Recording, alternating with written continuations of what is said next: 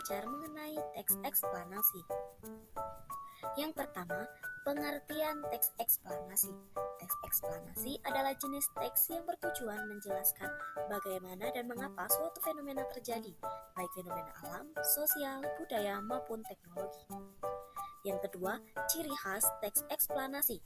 Ciri khas dari teks eksplanasi adalah fokusnya pada fakta dan data yang mendukung penjelasan, berbeda dengan teks naratif atau deskriptif. Teks eksplanasi menjelaskan sebab akibat dari sebuah peristiwa dengan menggunakan bahasa formal dan logis. Yang ketiga, tujuan teks eksplanasi. Teks ini menjelaskan sebab akibat dari sebuah peristiwa secara ilmiah atau logis, sehingga pembaca dapat memahami proses dan faktor-faktor yang mempengaruhi terjadinya peristiwa tersebut. Yang keempat, ciri-ciri teks eksplanasi.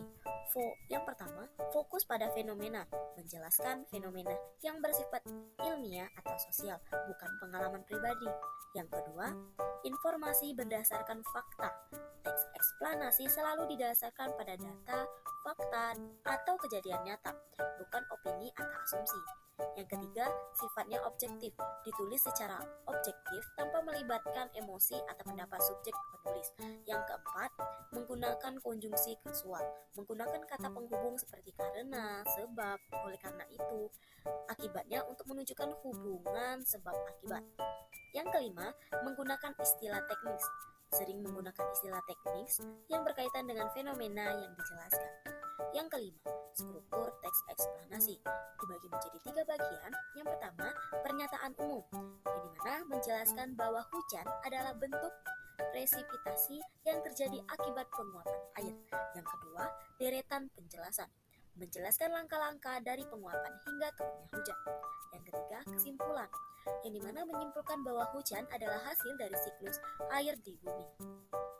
Yang terakhir, yaitu mengenai contoh teks eksplanasi. Hujan merupakan fenomena alam yang biasanya terjadi. Hujan umumnya diawali oleh proses penguapan air laut karena panas matahari. Panas matahari menyebabkan air menguap ke udara, baik itu air laut, air sungai, air danau, juga air dari kandungan makhluk hidup lainnya. Proses yang selanjutnya terjadi yaitu kondensasi atau pemadatan uap air dan menjadi sebuah embun.